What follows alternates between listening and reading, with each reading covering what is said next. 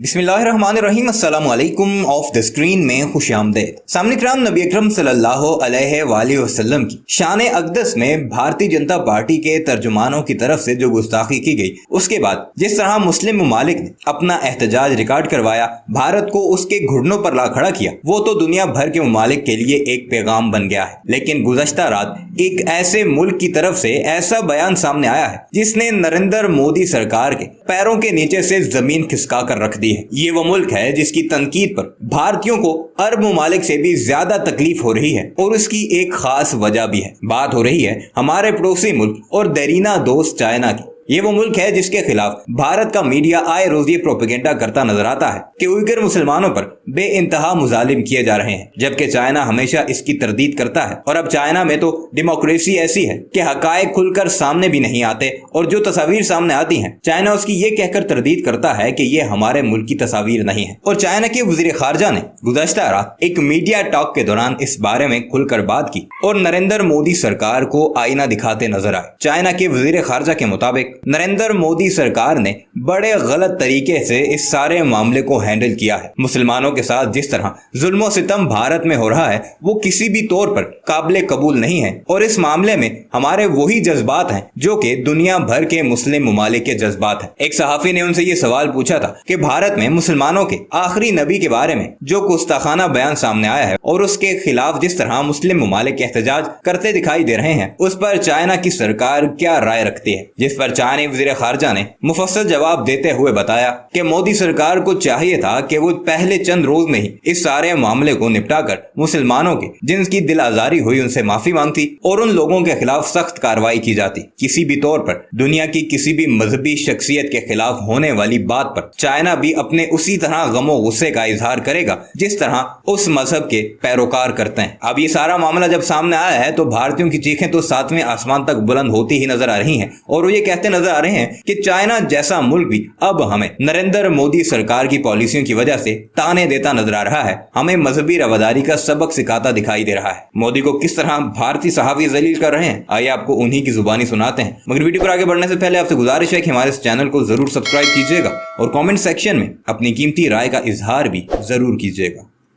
जो नूपुर शर्मा और नवीन कुमार जिंदल का विवाद जो है वो रुकने का नाम नहीं ले रहा है, देश में भी और बाहर भी। देश के विदेशों में कई देश ऐसे हैं जो सीधे सीधे कार्रवाई की मांग कर रहे हैं, जहां सीधे सीधे प्रदर्शन हो रहे हैं। ओसीआई हो, जो भी हो, हर तरह की समितियां जो है वहां पर भी कार्रवाइयां हो रही हैं। और उसके बावजूद भी हैरानी इस बात की है कि अब जो देश कूदा है इस पूरे के पूरे मामले के अंदर ओआईसी के बाद, वो है चाइना। चाइना भी इस पूरे विवाद में कूद पड़ा है, और चाइना के जो विदेश मंत्री ने कहा है वो अपने आप में एक चौंका देने वाली बात है, जो कि भारतीय जनता पार्टी के प्रवक्ता को लेकर सीधा सीधा सवाल चाइना के ऊपर चाइना के विदेश मंत्री से किया गया। और द हिंदू की खबर के हिसाब से अंग्रेजी में लिखा है, उनका कहना है कि China wades into Nupur Sharma row, hopes incident can be properly managed. मतलब इसका है कि चाइना भी कूदा नुपुर शर्मा विवाद के अंदर, और उनका कहना है कि उम्मीद करते थे कि ये पूरे के पूरे जो एक के बाद एक घटनाक्रम हुए, इनको अच्छी और बेहतर तरीके से मैनेज किया जा सकता था।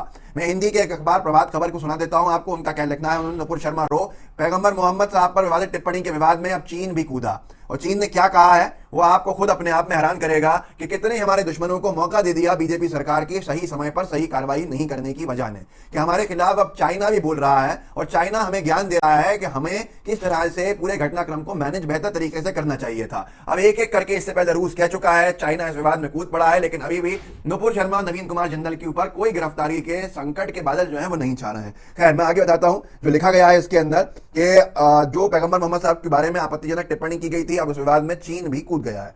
पैगंबर मोहम्मद साहब पर भाजपा के दो पूर्व नेताओं की कथित विवादास्पद टिप्पणी को लेकर चल रहे विवाद में अब चीन भी कूद गया है, और चीन ने उम्मीद जताई है कि इस घटना से समुचित ढंग से निपटा जा सकता है। चीन ने कहा कि वो मानता है कि विभिन्न सभ्यताओं, विभिन्न धर्मों को एक दूसरे का सम्मान करना चाहिए और समान स्तर पर सह अस्तित्व में रहना चाहिए। द आइडिया ऑफ को एक्जिस्टेंस जो है, जो साथ रहने की बात कही जाती है कि अलग अलग धर्मों के बावजूद भी लोग किस तरह से एक साथ जिंदगी गुजारते हैं, एक साथ रहते हैं। चीन ने यह भी कहा है कि एक दूसरे के धर्मों का करें सम्मान। वो हमारा देश, भारत देश, जो इस बात के लिए जाना जाता रहा है कि हम सब एक दूसरे के धर्मों का सम्मान करते हैं, एक दूसरे के साथ जीते हैं, एक दूसरे के साथ अपने अपने धर्म का पालन करते हुए जिंदगी गुजारते हैं, जिसके लिए हमारी पूरे अंतर्राष्ट्रीय स्तर पर मिसालें दी जाती हैं। लेकिन आज जब से मोदी सरकार आई है, बीजेपी सरकार आई है, नुपुर शर्मा जैसे विवादास्पद पूर्व प्रवक्ता, नवीन कुमार जिंदल जैसे मैं कहूंगा दो कौड़ी के लोग जिन्होंने धर्म को नफरत के टारगेट पे लाकर अपने नंबर बढ़ाने की कोशिश की। उन्होंने आज इस देश को, हमारे देश को, हमारे प्यारे भारत को कहां लाके खड़ा कर दिया है कि अनेक धर्मों की जो यूनिटी है, यूनिटी इन डाइवर्सिटी है, अनेकता में एकता की जो हमारी मिसालें दी जाती हैं, हर धर्म जो हम साथ में लेके चलते हैं, उसके ऊपर हमें टिप्पणी चीन कर रहा है।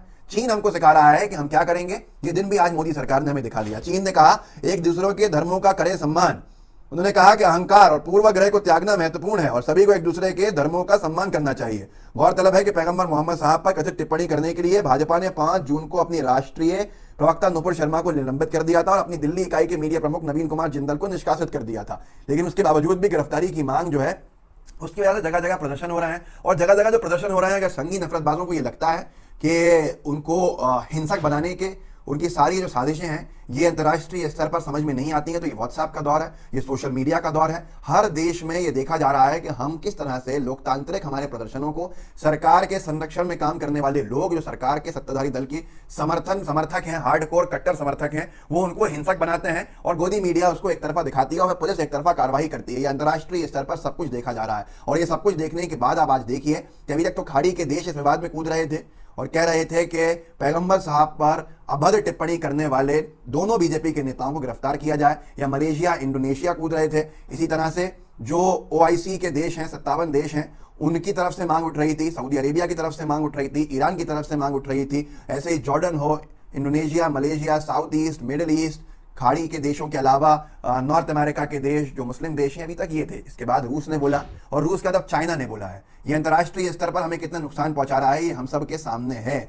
और आज गिरफ्तारी का लोग सवाल पूछ रहे हैं, लेकिन गिरफ्तारी से बचा नहीं जा सकता है। आपको मैंने कल बताया था कि महाराष्ट्र की थाने की पुलिस ने नोटिस भेजा है, समन भेजा है नुपुर शर्मा और नवीन कुमार जिंदल को हाजिर होने के लिए 25 जून को, तो 4 हफ्ते का समय मांगा नुपुर ने। लेकिन अब एक और मुश्किल खड़ी हो गई है कि भिवंडी पुलिस जो है उसने भी, मुंबई के पास और थाने के पास एक और शहर है भिवंडी की पुलिस ने भी तलब किया है। आज एबीपी लाइव ने लिखा है महाराष्ट्र, नुपुर शर्मा, कुमार जिंदल की बड़ी मुश्किलें।